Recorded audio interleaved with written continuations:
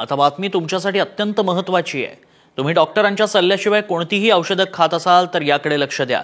Paracetamol सह 50हून अधिक औषधांवर बंदी घालण्यात आली आहे। क्वालिटी टेस्टमध्ये 50हून अधिक औषधं फेल ठरली आहेत। औषधं आरोग्यासाठी धोकादायक असल्याचं समोर आलंय। कॅल्शियम आणि व्हिटॅमिन डीच्या गोळ्या उच्च रक्तदाबावर उपचार करण्यासाठी वापरल्या जाणाऱ्या शेल्कल आणि पल्मोसिल इंजेक्शन देखील चाचणीत फेल ठरलंय।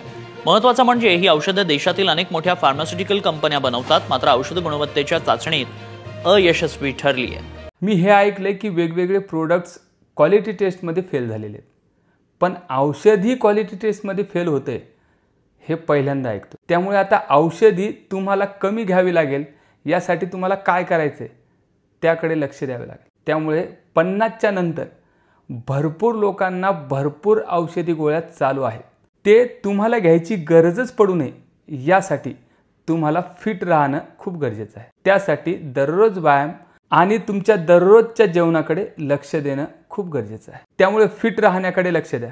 तुम्हाला जर मनातून इच्छा असेल, तुम्हाला फिट व्हायचं असेल, तर तुम्ही माझ्या इन्स्टा पेजला जाऊन गूगल फॉर्म भरा। मी सांगतो तुम्हाला कसं फिट राहायचं ते।